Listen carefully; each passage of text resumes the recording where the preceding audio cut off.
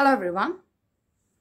இன்னைக்கு லெசன்ல இங்கிலீஷ்ல எப்படி திங்க் பண்றது அப்படின்னு பார்க்கலாம்.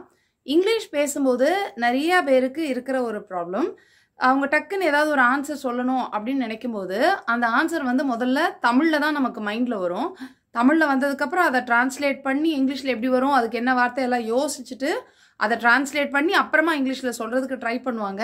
பட் அப்படி சொல்லும் போது ஒன்று அது என்ன வார்த்தைன்றது மறந்து போயிடும், இல்லைன்னா நம்ம ரொம்ப நேரம் அதை யோசிக்கிற மாதிரி பதில் சொல்கிறதுக்கு யோசிக்கிற மாதிரி இருக்கும். நம்ம அப்படிலாம் ஆனவுடனே நம்ம பேசுகிறத அப்படியே ஸ்டாப் பண்ணிடுவோம். ஸோ நமக்கு இங்கிலீஷில் ஃப்ளூவெண்ட்டாக பேசுகிறதுக்கு கஷ்டமாக இருக்கும். ஸோ அந்த மாதிரியான ப்ராப்ளம்லாம் இருக்கிறவங்க எப்படி வந்து அதை ஈஸியாக வந்து சரி பண்ணலாம், அப்போ திங்க் பண்ணும்போதே எப்படி இங்கிலீஷ்லேயே திங்க் பண்ணலாம், எப்படி இங்கிலீஷில் உடனே பதில் சொல்லலாம் அப்படிலாம் பார்க்கலாம். இங்கிலீஷில் திங்க் பண்ணுறதுக்கு நம்ம கொஞ்சம் எக்ஸசைஸ் வந்து நம்ம டெய்லி பண்ண வேண்டியிருக்கும். ஒரு 5 to 10 minutes நம்ம பண்ணால் கூட போதும். இதெல்லாம் நீங்கள் டெய்லி ஃபாலோ பண்ணிங்கன்னா இங்கிலீஷில் திங்க் பண்ணி டக்குன்னு நமக்கு வந்து இங்கிலீஷில் பேசுறதுக்கு ஈஸியாக இருக்கும். இப்போ ஃபர்ஸ்ட் ஒன் என்ன பண்ணணும் அப்படின்னா, நம்ம டெய்லி செய்கிற விஷயங்களில் இதுக்குன்னு நம்ம பெருசாக வந்து டைம் எல்லாம் ஒன்றும் நம்ம ஒதுக்கியெல்லாம் செய்ய வேணாம். இப்போ நம்ம வந்து பஸ்ஸில் போயிட்டுருக்கோம், இல்லை 2 வீலரில் போயிட்டுருக்கோம் அப்படின்னா, இல்லை வீட்டில் உட்காந்து டிவியே பார்த்துட்ருக்கோம் அப்படின்னா கூட நம்ம கண்ணு முன்னாடி என்ன விஷயங்கள்லாம் தெரியுதோ அதெல்லாம் இங்கிலீஷில் யோசிக்கலாம். நம்ம தமிழ்லேயே அதை யோசிச்சா கூட தமிழில் யோசிச்சு இங்கிலீஷில் என்ன வரும் இதுக்கு அப்படின்னு நம்ம கொஞ்சம் டிரான்ஸ்லேட் பண்ணி பார்க்கலாம். நம்ம யார்ட்டையும் பேசலை, நம்மளாவே தான் அதை செஞ்சு பார்க்குறோம். அதனால நம்ம டைம் எடுத்தாலும் பரவாயில்ல, நல்லா யோசிச்சு கூட இது எப்படி இங்கிலீஷில் சொல்கிறது அப்படின்னு நம்ம பார்க்குற விஷயங்கள், நம்ம கண்ணு முன்னாடி தெரிகிற விஷயங்கள் எல்லாத்தையும் சின்னதாக இங்கிலீஷில் எப்படி சொல்லணும் அப்படின்னு சொல்லிட்டு நம்ம ட்ரை பண்ணலாம். இப்போ ஃபார் எக்ஸாம்பிள், இப்போ வந்து குளிராக இருக்குது அப்படின்னு, இப்போ வந்து ஒரு வின்டர் சீசன் தான், இப்போ குளிராக இருக்குது அப்படின்னா, இப்போ நம்ம வண்டி ஓட்டிட்டு போயிட்டு இருக்கும்போது குளிர் காற்றெல்லாம் அடிக்குது நம்ம மேலே, குளிராக நம்மளுக்கு இருக்குது அப்படின்னா இட் இஸ் கோல்டு டுடே அப்படின்றத நம்ம வந்து மைண்டில் யோசிக்கலாம். Oh it is cold. நம்ம வந்து எல்லாத்தையும் தமிழ்லே குளிருது இப்படிலாம் யோசிக்காமல் இந்த மாதிரி சின்ன விஷயங்களை வந்து நம்ம இங்கிலீஷில் சொல்லி பார்க்கலாம். இட் இஸ் கோல்ட் டுடே அப்படின்னு சொல்லலாம். நிறைய இப்போ வந்து பனிமூட்டமாக இருக்குது, அப்போ இட் இஸ் ஃபாகி டுடே அப்படின்னு சொல்லலாம். இல்லை இட் இஸ் மிஸ்டி டுடே அப்படின்னு சொல்லலாம். இப்போ மழை பெஞ்சிட்டு இருக்கு அப்படின்னா இட் இஸ் ரெய்னிங் ஹெவிலி, ரொம்ப பெருசாக மழை பெய்யுதா இட் இஸ் ரெய்னிங் ஹெவிலி அப்படின்னு யோசிக்கலாம். நம்ம அதை வந்து நம்ம மைண்டில் வந்து யோசிச்சுட்டே இருக்கணும். நம்ம பார்க்குற விஷயங்கள் எல்லாம், இப்போ மழை பெஞ்சிட்டு இருக்கிறத பார்க்குறோமா உடனே இட் இஸ் ரெய்னிங் ஹெவிலி அப்படின்னு யோசிக்கலாம். தூரிட்டு இருக்கா இட் இஸ் ட்ரிஸ்லிங் அப்படின்னு யோசிக்கலாம். இந்த மாதிரி சின்ன விஷயங்களை பார்க்கும்போது நம்ம வந்து மைண்டில் இங்கிலீஷில் அதுக்கு என்ன சொல்லணும் அப்படிங்கிறத யோசிச்சுட்டே இருக்கலாம். இப்போ வந்து வீட்டிலேயே நம்ம இருக்கிறோம் அப்படின்னா, இப்போ வீடெல்லாம் ஒரே குப்பையாக இருக்குது அப்படின்னு சொல்லி நமக்கு பார்த்தோன்னே தோணுது, என்ன ஒரே குப்பையாக இருக்குது அப்படின்னு தோணுச்சுன்னா இட் இஸ் மெஸ்ஸி அப்படின்னு நம்ம மைண்டில் யோசிக்கலாம். எப்படி கலைஞ்சிருக்கு எல்லாம், இட் இஸ் மெஸ்ஸி அப்படின்னு யோசிக்கலாம். இப்போ வந்து டிவியை வந்து ஆஃப் பண்ணணும் அப்படின்னு சொல்லி நமக்கு தோணுது அப்படின்னா I have to turn off the TV, I have to ஸ்விட்ச் ஆஃப் த டிவி அப்படின்னு யோசிக்கலாம். இல்லை பெருசாக இல்லைனாலும் ஸ்விட்ச் ஆஃப் த டிவி அப்படின்னு அதை மட்டும் சின்னதாக அப்படி யோசிச்சு பார்க்கலாம். வால்யூம் அதிகமாக்கணும் அப்படின்னா increase the volume, reduce the volume, இப்படி இந்த மாதிரி சின்ன விஷயங்களை நம்ம வீட்டில் வெளியே போகும்போது என்னெல்லாம் நம்ம கண்ணு முன்னாடி என்னெல்லாம் தோணுதோ என்னெல்லாம் பார்க்குறோமோ எல்லாத்தையும் நம்ம மைண்டில் வந்து அப்படியே இங்கிலீஷில் வந்து பார்த்துக்கிட்டே போகணும். பார்க்குறதெல்லாம் இங்கிலீஷில் வந்து சொல்லி இதுக்கு இந்த வார்த்தை இதை வந்து இப்படி சொல்லலாம், இதுக்கு இந்த வார்த்தை இதை இப்படி சொல்லலாம் அப்படி சொல்லிட்டு நம்ம வந்து டெய்லி ஒரு 5 minutes நம்ம ப்ராக்டிஸ் பண்ணலாம். சும்மா இருக்கிற டைமில் நம்ம இதுக்குன்னு டைம் எல்லாம் ஒதுக்க வேணாம். ஓகே இப்போ நம்ம இங்கிலீஷ் ப்ராக்டிஸ் பண்ணலாம் அப்படின்லாம் பண்ண வேண்டாம். சும்மா ட்ராவல் பண்ணிட்டு இருக்கோமா, வண்டியில் போயிட்டு இருக்கோமா, போகும்போது போகிற வழியில் அப்படியே பண்ணுறது, டிவி பார்த்துட்டு இருக்கோமா, பார்க்கும்போது இப்படி சுற்றி பார்த்துட்டு என்னெல்லாம் நடக்குது, நம்ம வீட்டை சுற்றி என்ன நடக்குது, ஓ லைட் எரியுதா, ஓ கீழே குப்பையாக இருக்கா, இப்படி எல்லாத்தையும் வந்து யோசிச்சு இங்கிலீஷில் நம்ம யோசிச்சு பார்க்கலாம். இது வந்து ரொம்ப ஈஸியான ஆனால் நல்ல ட்ரிக். இப்படி யோசிச்சு நீங்கள் வந்து பழகுனீங்க அப்படின்னா இங்கிலீஷ்லேயே திங்க் பண்ணுறதுக்கு ரொம்ப ஹெல்ப்ஃபுல்லாக இருக்கும். நெக்ஸ்ட் ஸ்டெப் என்ன அப்படின்னா, set your weekly goal. Weekly goal என்ன அப்படின்னா, இந்த வாரத்தில் ஒரு 5லேருந்து ஒரு 10 சென்டென்ஸ் இல்லை ஒரு கொஸ்டின்ஸ் நான் வந்து இங்கிலீஷில் மட்டும் தான் அதை பேசுவேன் அப்படின்னு சொல்லிட்டு நமக்கு வந்து ட்ரெயின் பண்ணுறது. இது வந்து ஒரு ட்ரில்லிங் டெக்னிக். ஏதாவது ஒரு விஷயத்தை திரும்ப சொல்லிட்டே இருந்தோம்னா அது வந்து நமக்கு அப்படியே மைண்டில் செட் ஆயிரும். நம்ம அதை ரொம்ப யோசிக்கணும் அப்படின்னு அவசியம் கிடையாது. இப்போ சாரி தேங்க்யூலாம் நம்ம சொல்கிறோம்ல, யாராவது ஒருத்தர் ஓ சாரினா மன்னிக்கணும் அப்படின்னு தமிழில் யோசிச்சுட்டு மன்னிச்சிரு அப்படின்னு யோசிச்சுட்டு அதுக்கு வந்து சாரி சொல்லணும் அப்படியே நம்ம சொல்கிறோம். நன்றின்னு சொல்லும்போது நன்றின்னு சொல்லணும். இப்போ இதுக்கு இங்கிலீஷ் வார்த்தை தேங்க்யூ, அதனால தேங்க்யூ அப்படியா சொல்கிறோம்.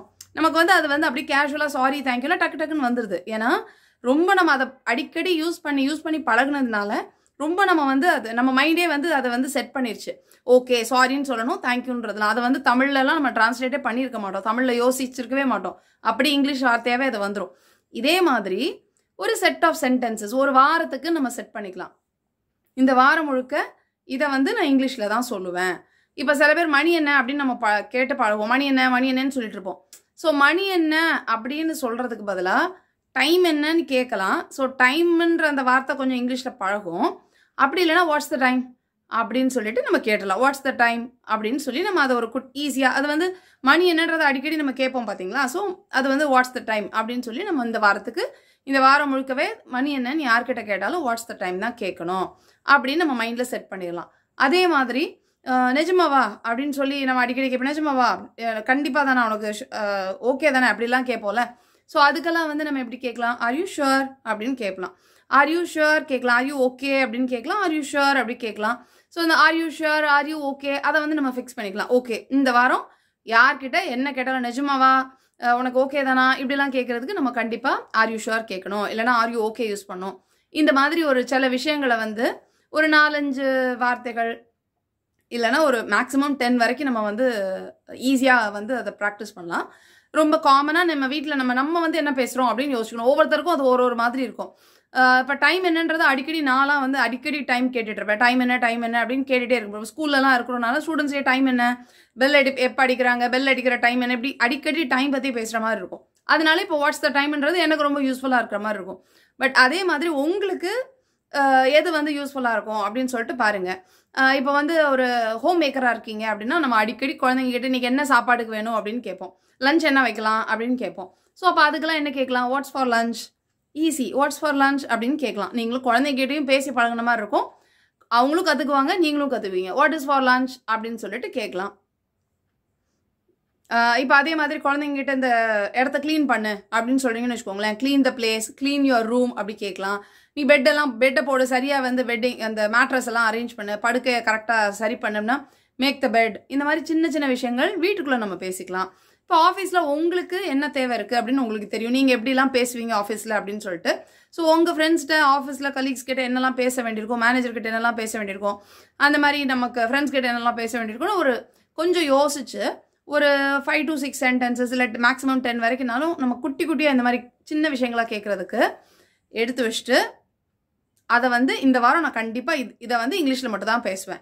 மித்ததெல்லாம் நம்ம வந்து தமிழில் பேசிக்கலாம்.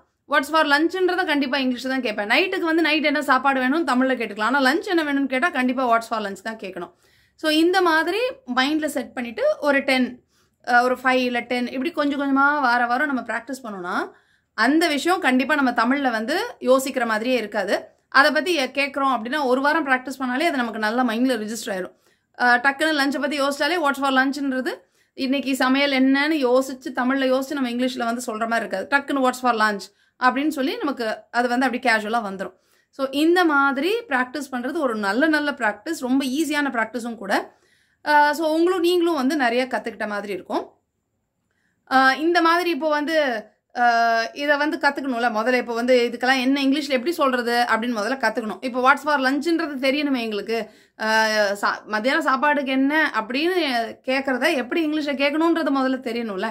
ஸோ அப்போ அதுக்கு என்ன பண்ணலாம் அப்படின்னா நிறையா நம்ம வந்து டெய்லி யூஸ் சென்டென்சஸ்ன்னு நீங்கள் பார்த்தீங்கன்னா நீங்கள் யூடியூப்லேயே நிறைய வீடியோஸ் பார்க்கலாம்.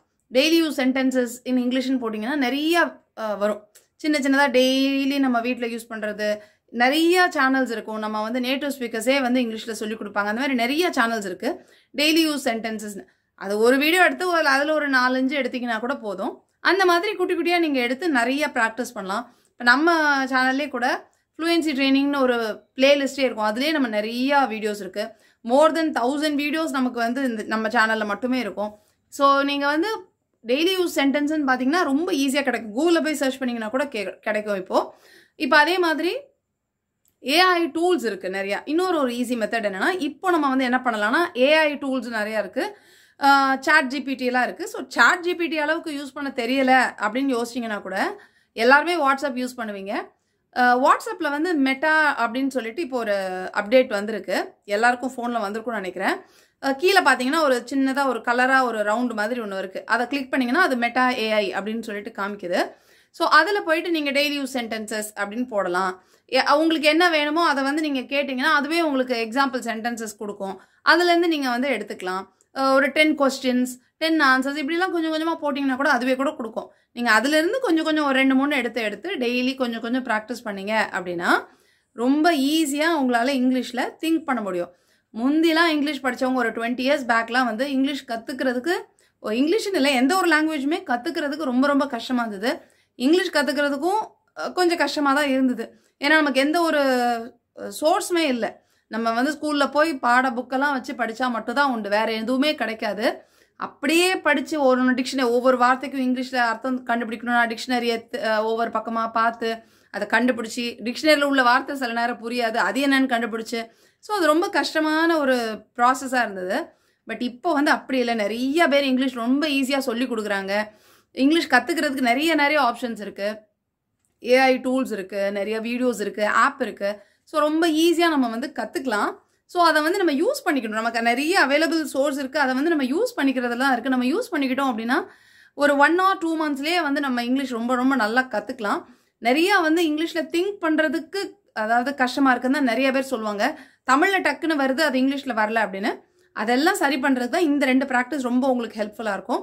பார்க்குறதெல்லாம் வந்து இங்கிலீஷில் இதுக்கு என்ன சொல்லலாம் அப்படி சொல்லி கண்ணு முன்னாடி தெரியறதெல்லாம் சொல்லி பாருங்கள். அதுக்கப்புறம் வீக்லி கோல் செட் பண்ணிவிட்டு இந்த வீக்கில் வந்து இதெல்லாம் நான் இங்கிலீஷில் மட்டுமே சொல்லுவேன் அப்படி சொல்லி ப்ராக்டிஸ் பண்ணுங்கள். அப்படி ஒரு வீக்காக ப்ராக்டிஸ் பண்ணிங்கன்னா நிறைய செட் ஆஃப் சென்டென்சஸ் கொஸ்டின்ஸ் உங்களுக்கு வந்துடும். அதெல்லாம் நல்லா ரிஜிஸ்டர் ஆயிரும். எப்போ எங்கே கேட்டாலும் உங்களுக்கு வந்து நீங்கள் அதை தமிழில் யோசித்து இங்கிலீஷில் சொல்லணுன்ற மாதிரியான தேவை இருக்காது. டக்குன்னு இங்கிலீஷ்லேயே வந்துடும். இவ்வளோ கஷ்டப்பட்டு இதெல்லாம் பண்ணணுமா அப்படின்னா, இப்போ நமக்கு வந்து கம்யூனிகேஷனுக்கு இங்கிலீஷ் வந்து ரொம்பவே தேவையாக தான் இருக்குது. ஒரு இன்டர்நேஷ்னல் லாங்குவேஜாக இருக்கிறதுனால நமக்கு இங்கிலீஷ் கற்றுக்கணும், பேசணும் அப்படிங்கிறது ஒரு பெரிய ஒரு தேவை. ஸோ அதை வந்து ரொம்ப ஈஸியாக எப்படி கற்றுக்கலாம் அப்படின்னா இந்த மாதிரியான ட்ரிக்ஸ் எல்லாம் யூஸ் பண்ணி நம்ம கற்றுக்கலாம். ஸோ இந்த மெத்தடை ஒரு 2-3 வீக்ஸ் கண்டிப்பாக ஃபாலோ பண்ணிவிட்டு உங்களுடைய ஃபீட்பேக்கு கண்டிப்பாக கமெண்ட்டில் சொல்லுங்கள். எந்த அளவுக்கு இந்த மெத்தட் வந்து எஃபெக்டிவாக இருக்குது, உங்களால் எந்த அளவுக்கு இங்கிலீஷில் திங்க் பண்ண முடிஞ்சுது அப்படின்றத மறக்காமல் கமெண்ட்டில் சொல்லுங்கள். இங்கிலீஷ் கற்றுக்கிற உங்கள் ஃப்ரெண்ட்ஸ் அண்ட் ஃபேமிலி மெம்பர்ஸ்க்கு மறக்காமல் இந்த வீடியோவை ஷேர் பண்ணுங்கள். I'll meet you in the next lesson. Thank you. Bye.